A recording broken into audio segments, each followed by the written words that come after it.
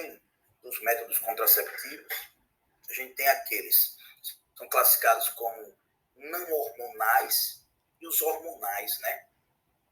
E já para fazer uma divisão e explicar um pouco melhor sobre isso, o adolescente ou a adolescente, os hormonais são os mais usados, né? Como também nas mulheres de idade, as adultas, né? A partir de 19, 20 anos.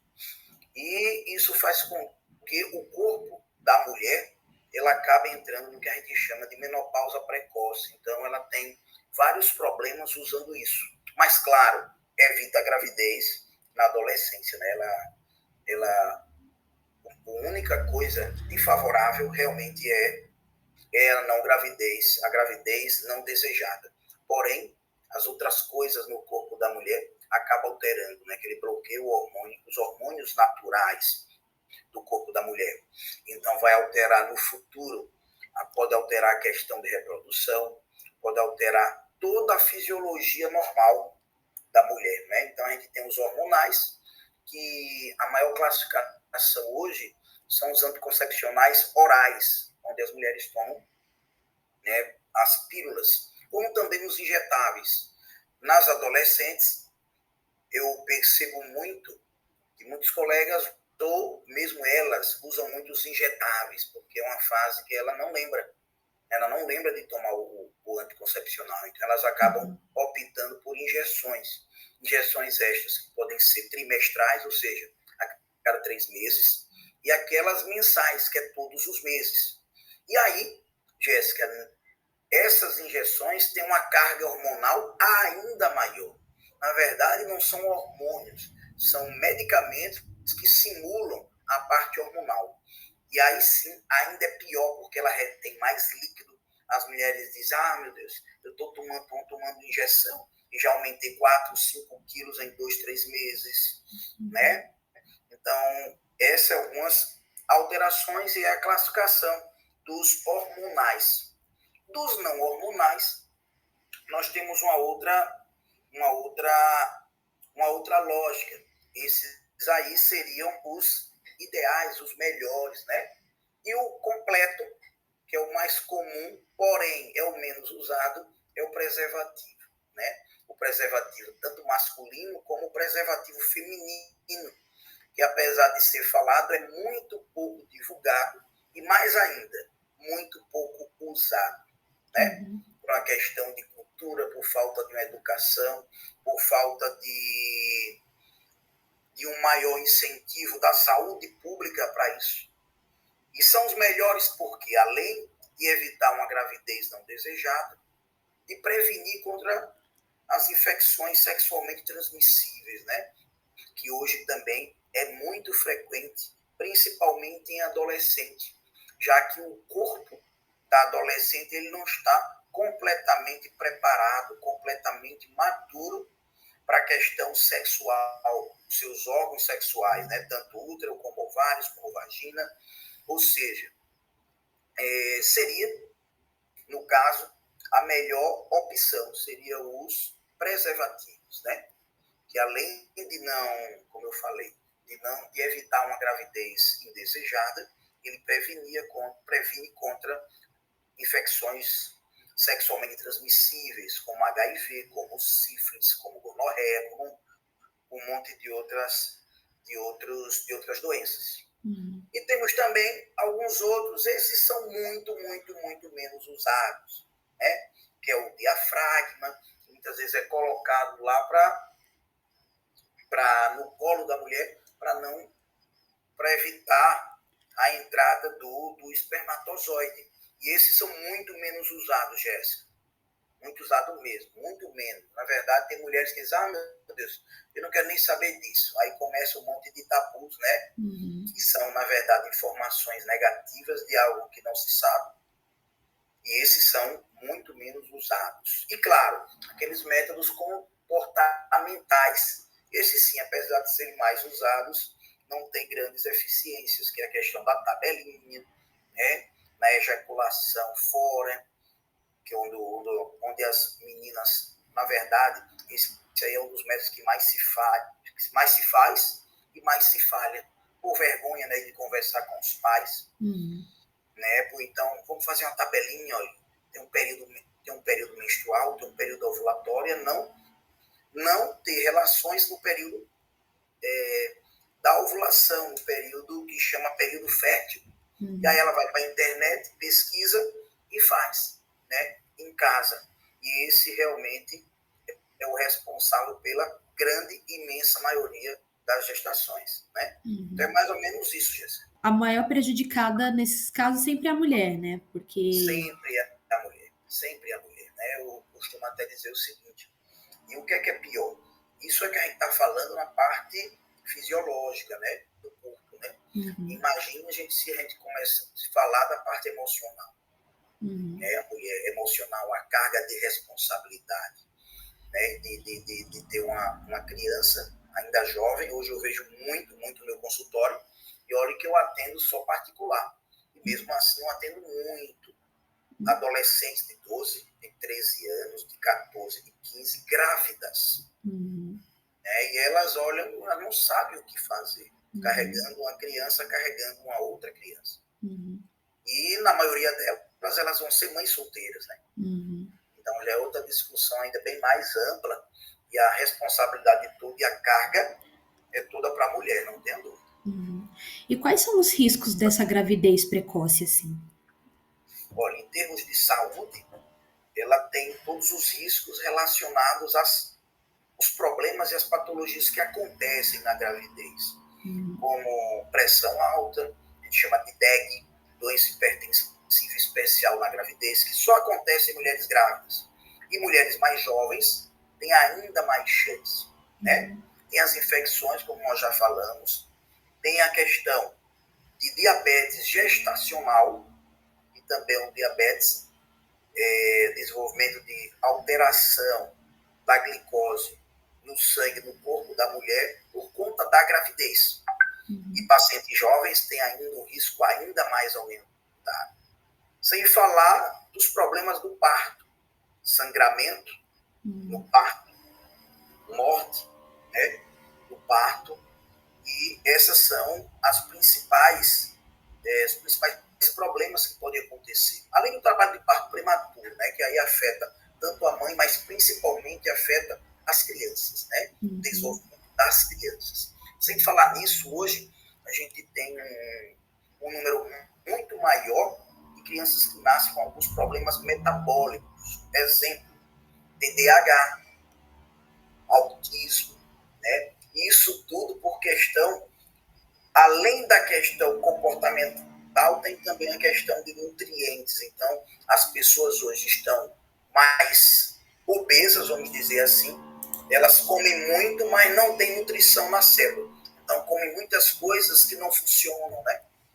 Muita besteira, que acabam tendo também repercussões na saúde, né? As carências, anemia, sangramento. Então, essas são as principais patologias de risco para a saúde da adolescente nesse período gestacional. Bom, isso a gente está falando de uma adolescente que está fazendo o acompanhamento médico, que está sujeita a todos esses riscos, né? E nos casos onde aquela jovem ou adolescente, ela, né, se encontra ali muitas das vezes perdida ou com vergonha, né, da sua situação e acaba não recorrendo a um acompanhamento médico, a um pré-natal, né? Quais são os riscos e qual a importância, né, do pré-natal ali durante essa gestação? Nesse caso aí, o risco ainda se soma, né? Muito maior. E isso é o que geralmente acontece, né? Uma gestação na gravidez, na adolescência, ela é tida como algo realmente que não deveria ser feito. Então, muitas vezes, os pais não deram apoio antes, não deram a parte educacional, e aí depois acaba recriminando e discriminando essa jovem, né? A sociedade também, a sociedade, ao invés de ajudar, faz o contrário, né? Taxa essa jovem como um monte de nomes e coisas, então ela fica envergonhada, baixa autoestima, fica escondendo a gravidez. Muitas vezes, quando se descobre a gravidez, ela já está depois de 5, 6 meses. Então, já perdeu grande parte dos benefícios do pré-natal. E o pré-natal, a função principal é ajudar tanto a mãe ao bebê terem saúde, prevenir problemas, né? Então, essa prevenção acaba saindo. E elas acabam também, Jéssica, recorrendo a muito a questão do aborto, né? Nessa faixa etária, o aborto feito de forma clandestina, feito de forma não habilitada, com coisas que vai ter, muitas vezes não acaba não tendo o aborto em si, mas problemas na saúde, né? Então, também é muito frequente para essas jovens. E há o risco maior de morte, né? Então, a gente vê muitas jovens nesta fase que realmente morrem. Morrem quando olha, tem situações que ela precisa tirar o útero, porque o sangramento está grande, né? Ela precisa ser internada, então, risco realmente de morte. Além de grandes problemas na saúde dela em relação ao futuro, né? Então, ela pode ter esse filho hoje, mas ela não quer ter mais nunca um filho mais na frente. Então, também afeta o principal núcleo da sociedade, que é o núcleo familiar. Então, a família também fica desestruturada em todos os aspectos, né? A família de pais e mães acima, a família que ela vai construir e as crianças depois. Então, realmente a questão da gravidez na adolescência afeta vários níveis, né? Vários níveis. Outro fator bem assim importante que pode afetar ali e que está relacionado também, né, à gravidez na adolescência é a questão da mortalidade infantil, né? Aí eu gostaria que você falasse um pouquinho sobre isso. Ok. A mortalidade infantil, hoje, ela se refere a gestações acima de 20 semanas ou bebês que nascem a partir de 500 gramas, né? Então, o bebê que nasce a partir de 500 gramas, ele é considerado que morre a partir daí, se um natimorto, entendeu? Nasceu morto a partir de 500 gramas. E antes disso é aborto, né? Então, um bebezinho lá com 300 gramas, ele é considerado aborto, então ele não entra nessa estatística de mortalidade infantil. E a causa mais importante de mortalidade infantil é justamente tanto a doença hipertensiva na gravidez como a prematuridade. É o bebezinho que nasce muito abaixo do tempo, né? Então ele não consegue desenvolver o seu corpo, a parte pulmonar. E na adolescência isso é ainda mais frequente, por tudo isso aí que a gente já discutiu, que ela não vai para o pré-natal, o corpo dela não está preparado, fisiologicamente desenvolvido, né? Tem as tentativas de aborto desde o início da gravidez, então muitas vezes quando não consegue abortar, ela pode ter um trabalho de parto prematuro, como também problema na saúde do bebê, do feto, dentro da barriga. Isso aí vai resultar em um aumento da mortalidade infantil. Então, essa fase também é um de grande risco e de grande prevalência do aumento da mortalidade infantil, né? Então, é um problema realmente de saúde pública. Bom, então, na sua visão, né, como médico, a melhor forma é a prevenção, né, dessa gravidez durante ali o período da adolescência. E para que isso aconteça, né, é necessário ali mais investidas, né, da iniciativa pública, como também da família, né? Haver essa mais informação sobre métodos contraceptivos, né, sobre como essa adolescente ela pode se proteger, se prevenir dessa gravidez. E quando acontece essa gravidez, né, é necessário ali ter um acompanhamento médico, porque os riscos são maiores do que numa mulher adulta, né, por exemplo. Isso, perfeito. O que é que eu vejo disso para contribuir um pouco mais, Jéssica? Né? Na saúde a gente fala o seguinte, né? Muitas vezes, nós estamos hoje em novembro, né? Aí diz novembro azul, vamos fazer um trabalho de prevenção do câncer de próstata, né? Mas na verdade não é prevenção, é um diagnóstico precoce do câncer, né? Então muitas vezes a gente gente já está habituado a fazer coisas que não é prevenção. É um diagnóstico precoce, isso já é tarde, né? Eu costumo dizer, quando a gente investe na prevenção, nós gastamos muito menos e é muito mais fácil do que gastar quando você já está doente, né? Eu costumo sempre dizer uma frase, que diz assim, invista em saúde ao invés de gastar com doença. Só que, infelizmente, a cultura da saúde pública é gastar não na prevenção, é no diagnóstico precoce. Se fala muito em outubro rosa, na prevenção da mama, mas na verdade não é prevenção da mama, é o diagnóstico precoce já do câncer de mama. A mesma coisa em tudo, se você analisar, a gente já trabalha com o problema já acontecendo. Então, na adolescência, a meu ver, Jéssica, seria que a parte mais difícil, a gente precisa atuar bem antes, né? Principalmente no seio familiar. É a mãe, é o pai, e muitas vezes essa adolescente hoje que está grávida, os pais dela também, se você for observar, também teve uma gravidez na adolescência. Então é passando uma cultura de pai para filho, de pai para filho, a gente chama de repetição de padrão. E isso a gente tem que quebrar esse padrão através de quê? Através da educação, não tem outro. Hoje a gente pode observar, Jéssica, que pode passar muito despercebido, mas a gente precisa analisar, por exemplo, uma criança de 5, 6, 7 anos que está lá dançando aquelas músicas hoje que não são nada educativas, né? Desce, desce, tal, já erotiza, já sensualiza. Uma idade de 5, 6 anos é aquilo como normal. Os pais lá estão batendo palma, bota a dancinha, coloca na internet, e aquilo aí o que é que faz? Ela vai crescendo e entendendo que aquilo é normal. Conclusão, com 10, 11, 12 anos, elas não conversam sobre a relação sexual, que é uma coisa que tem que ser feita muito mais na frente. E deixa os adolescentes sendo... Como é que ele vai aprender isso? Na escola, com um coleguinha que também não sabe.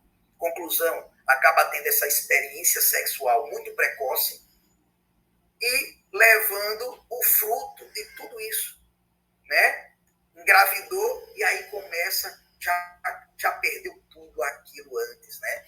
Então eu acredito que a educação, principalmente no seio familiar, onde a gente coloca para os nossos adolescentes outras coisas e não a parte sexual. Hoje o mundo está muito sexual, principalmente através disso aqui, né?